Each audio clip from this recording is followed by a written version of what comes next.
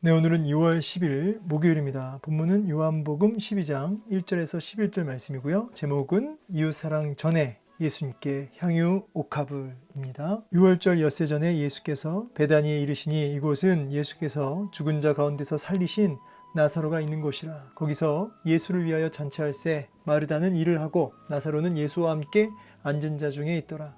마리아는 지극히 비싼 향유 곧 순전한 나드 한 근을 가져다가 예수의 발에 붓고 자기 머리털로 그의 발을 닦으니 향유 냄새가 집에 가득하더라. 제자 중 하나로서 예수를 잡아줄 가룟 유다가 말하되 이 향유를 어찌하여 300데나리온에 팔아 가난한 자들에게 주지 아니하였느냐 하니, 이렇게 말함은 가난한 자들을 생각함이 아니요 그는 도둑이라. 돈꾀를 맞고 거기 넣는 것을 훔쳐감이로라. 예수께서 이르시되 그를 가만두어 나의 장례할 날을 위하여 그것을 간직하게 하라. 가난한 자들은 항상 너희와 함께 있거니와 나는 항상 있지 아니하리라 하시니라. 유대인의 큰 무리가 예수께서 여기 계신 줄 알고 오니 이는 예수만 보기 위함이 아니요 죽은 자 가운데서 살리신 나사로도 보려 함이로라. 대제사장들이 나사로까지 죽이려고 모의하니 나사로 때문에 많은 유대인이 가서 예수를 믿음이로라. 아멘.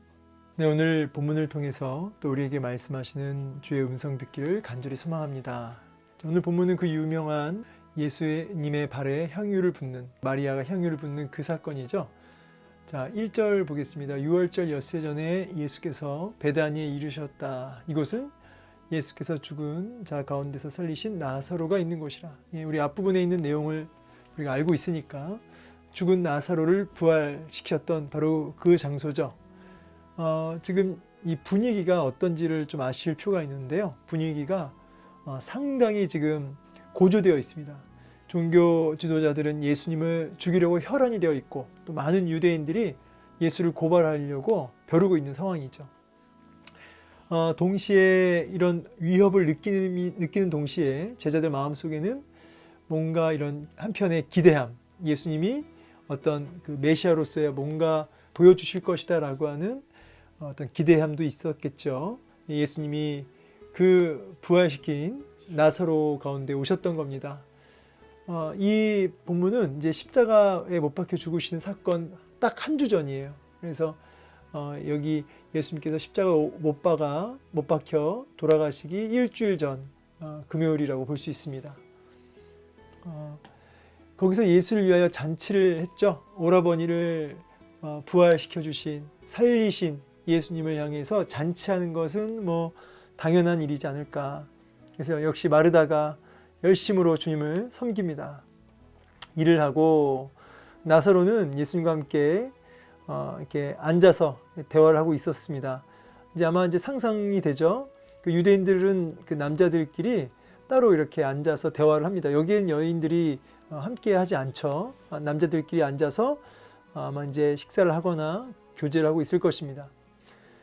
이 잔치 장소는 다른 그 마가복음 14장 3절이나 마태복음 26장 말씀을 근거해서 아마 나병 환자 시몬의 집으로 이제 보여집니다. 이제 거기서 이제 마르다가 열심으로 주님을 섬기고 있고요. 이에 질사라 마리아는 어떻게 주님을 섬기고 있냐면 자기의 전 재산과도 같은 향유, 이 향유라고 하는 것은 이제 일종의 향수잖아요. 이제 이것은 이제 그 여인들에게는 결혼 지참금과도 같은 사실은 이제 그런 아주 값진 것이죠. 나드 한 근을 가져다가 약 325g이라고 하네요. 그것을 예수의 발에 부었다 그래요. 그리고 또 자기 머리털로 그의 발을 닦았다 그럽니다. 이제 뭐 한 가지 참고할 것은 남성들이 모여있는 식사 자리에 마리아가 이렇게 들어가는 것 자체가 굉장히 좀 당혹스러운 상황이에요. 그런데 이제 마리아가 용기를 내어서 그 가운데로 간 것이죠. 그리고 마리아가 한 행동은 더 충격적이죠. 자기의 어떤 이 마리아에게는 전 재산과도 같을 수 있는 그 향유를 예수님 발에다가 이렇게 부어서 자기 또 머리털로 그 발을 또 닦는 모습을 보게 되죠. 먼저 발에 부었다라고 하는 것은 이제 다른 복음서에 보면 이게 머리에 부었다라고 나와 있고요. 또 어떤 말씀은 또 몸에다 부었다 이렇게 나와 있어요. 그래서 이제 요한 기자는 이제 발 쪽에다 포커스를 둔 건데, 이렇게 좀 이해하시기 쉽게 말씀드리자면 이렇게 머리 끝부터 발끝까지 이 향유가 흘러내렸다라고 보시면 이해가 되실 겁니다. 머리에서부터 몸을 적셔서 발끝까지 그 향유가 온전히 그 몸에 다 이렇게 적셔진 거죠.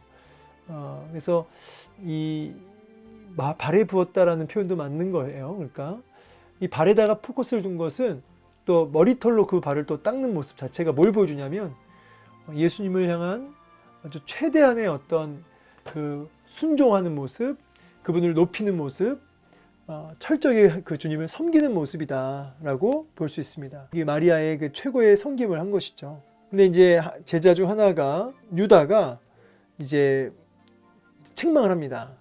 뭐라고 하냐면 5절에 이 향유를 어찌하여 300데나리온에 팔아 가난한 자들에게 주지 아니하였느냐 하면서 책망을 해요. 근데 여기서는 가룟 유다 혼자 그렇게 한 것처럼 보이지만 다른 복음서를 보면 제자들이 붕괴했다 이렇게 나오죠. 이렇게 붕괴한 이유는 이제 기본적으로 왜 이렇게 낭비했느냐, 뭐 이런 의미가 있겠죠. 갑자기 또 남자들끼리 이야기하는 그 자리에 와서 또 예수님께 갑자기 또 그게 향유를 머리서부터 발끝까지 다 이렇게 부어서 또 자기 머리털로 닦는 그런 모든 행위에 대해서 놀람과 동시에 어떤 낭비했다라고 하는 어떤 그 비싼 향유를 낭비했다라고 하는 그런 책망을 하게 된 것이죠. 일단 여러분 이 낭비인가요 이게? 성경에 보니까 낭비가 아니죠. 주님은 그 마리아의 섬김을 귀하게 받으시죠. 그 이유는 일단 나옵니다. 좀 더 볼게요. 일단 가룟 유다의 포커스를 두고 있어요. 이 요한 기자는. 그러면서 그 의도를 이렇게 고발합니다. 가난한 자들을 생각한 게 아니고 그가 이제 도둑이라는 거죠. 12제자 안에서 이 가룟 유다 보직이 회계입니다. 회계. 돈 괴를 맡고 있는 거죠. 거기 넣는 것을 위해서 횡령하는 그게 일상이에요. 그래서 이제 사실 큰 돈이 되니까 그거를 본인이 훔쳐갈 생각이 했는데 예수님께 그렇게 다 허비했으니 얼마나 화가 납니까? 그러니까 주님이 말리셔서 가만두어라. 나의 장례할 날을 위하여 그것을 간직하게 하라. 가난한 자들은 항상 너희와 함께 있지만 나는 항상 있지 않는다라고 말씀을 하십니다. 이제 메시지를 좀 보자면 첫 번째 낭비. 물론 이제 제자들의 붕괴와 가룟 유다의 그 책망은 좀 다르겠죠. 가룟 유다의 책망은 자기 돈 욕심 때문에 책망한 거고 제자들은 순수하게 그냥 왜 그렇게 갑작스럽게 그런 낭비를 했느냐, 이런 일을 벌였느냐라는 것에 대한 붕괴겠죠. 조금 이제 그 의도가 다르죠. 어쨌든 표면적으로는 낭비했다라는 말은 같은 의미로 보여져요. 속이 다르지만 어쨌든 이 낭비 여기다가 저는 거룩한이라는 단어를 붙이고 싶어요. 여러분 낭비하셔야 됩니다. 낭비하셔야 돼요. 근데 무슨 낭비? 거룩한 낭비. 이거를 좀 풀어서 얘기하자면 여러분 기도 생활하는 거, 또 말씀 읽는 거, 저도 지금 할 일이 많다고요. 근데 성경을 이렇게 묵상하고 이걸 녹음하고 자기 개발할 시간, 또 설교 준비할 시간, 또 아니면 자기 뭐 피로를 좀 풀 시간, 얼마든지 자기 개발할 시간 가질 수 있죠. 그런데 예수님께 자기의 시간과 물질과 에너지를 헌신하는 거죠. 근데 그것이 사람들이 볼 때는 낭비처럼 보이는 거예요. 그 새벽에 일어나서 그 피곤한데 기도하는 거 낭비처럼 보이는 거죠. 그런데 그 주님께 드려지는 시간과 에너지와 나의 모든 삶이 사람들이 봤을 땐 낭비지만 하나님 앞에서는 뭐예요? 헌신이죠. 그래서 저는 그것을 헌신을 다른 말로 거룩한 낭비라 주님이 받으시는 그런 헌신이었던 것이죠. 여러분 거룩한 낭비가 여러분 삶 속에도 일어나길 소망합니다. 거룩한 낭비. 자, 또 하나는 이제 장례할 날을 위해서 마리아가 그렇게 한 거니까 너희들 마리아 그거 뭐라고 하지 마 라고 얘기한 건데, 일단 마리아는 주님의 말씀이 딱 와닿진 않았을 거예요. 마리아가 주님의 장례를 생각하면서 이 일을 했을까요? 저는 그건 좀 무리한 해석이다. 그러니까 이건 주님의 해석인 거죠. 이건 예수님께서 이제 십자가에 죽으실 것을 바라보시면서 그것을 미리 예고하는 형태로 이 마리아의 향유 옥합은, 향유 부음은 이제 나의 죽음의 사건을 이제 바라보면서 미리 이렇게 향유를 부은 것이다. 나의 죽음을 기념해라 라고 이제 얘기를 하시는 거죠. 그러니까 마리아는 그렇게 생각을 다 못했어요. 분명히 다 못했어요. 주님의 장례까지 생각하면서 부은 건 아니라고 보여져요. 자, 그런데 여기서 우리가 정말 깨달아야 될 게 뭐냐면, 우리가 알든 모르든 우리가 예수님께 헌신하게 됐을 때 그 헌신의 궁극적인 어떤 그 목표라고 해야 될까요? 그것은 뭐냐면 십자가 복음이라는 것이죠. 십자가 복음으로 인해서 우리가 헌신하고 나의 향유옥합을 깨트리고, 우리가 다 깨닫지 못해도 십자가의 의미와 그 깊이를 다 알 수 없어도 그 복음을 위해서 나를 드려야 된다. 이 부분 우리가 묵상해 볼 수 있겠죠. 또 한 가지는 지금 주님은 너가 집중해야 할 것은 예수 그리스도의 그 장례라는 거예요. 그러니까 너가 집중해야 할 것은 가난한 자들 돕는 거, 그거 중요하지만, 근데 그것보다 너가 집중해야 할 건 뭐냐면 장례. 그러니까 예수 그리스도께 집중해야 된다는 거예요. 여러분, 교회는 의로운 일을 해야죠. 어려운 가난한 자들을 돌아보는 것 정말 중요한 일이죠. 그러나 그것이 우리가 집중해야 할 일이 아니라는 것을 아셔야 돼요. 우리가 집중해야 할 것은 예수 그리스도의 장례, 그 십자가 복음에 집중해야 됩니다. 그 가운데 선한 행위가 따라올 수 있어요. 어려운 이웃을 돌아볼 수 있습니다.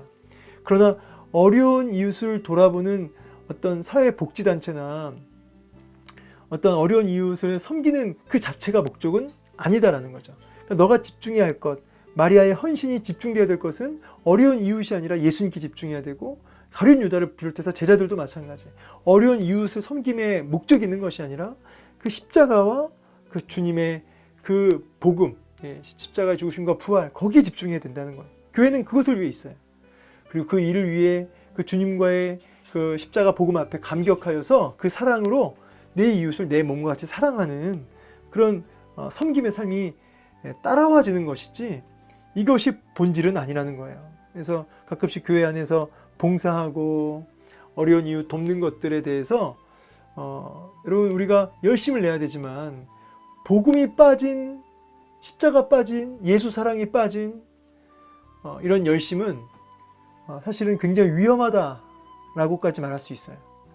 그래서 교회에서 이웃 사랑을 실천하기 위해 노력하는 모든 성도들에게 저는 좀 먼저 권면드려요. 예수 그리스도에 의해서 하고 계십니까? 정말 십자가와 부활의 복음이 여러분의 그 섬김의 원동력입니까?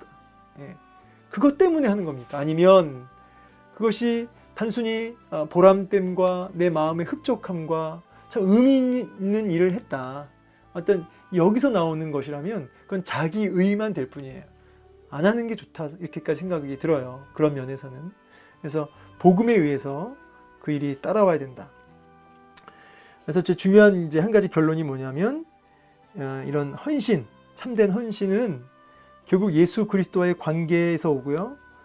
예수 그리스도의 관계는 그 주님을 향한 바른 지식, 바른 믿음에서 나온다는 거죠. 그러니까 예수님을 바르게 알고 그 십자가와 부활의 복음을 바르게 깨닫고 그것을 먼저 마음에 새기고 그 주님과의 친밀한 관계가 세워진 가운데 드려진 헌신이 참된 헌신이라는 거죠. 참된 헌신 말고 그냥 내 헌신은 자기 의만 쌓아갈 뿐이에요. 오히려 안 하는 게 좋습니다. 자, 그러면서 9절, 10절, 11절은 많은 사람들이 구경 왔어요. 왜요? 예수님만 보려고 온 게 아니라 살아난 나사로도 보려고. 그래서 나사로 때문에 예수님을 더 많은 사람들이 믿게 됐죠.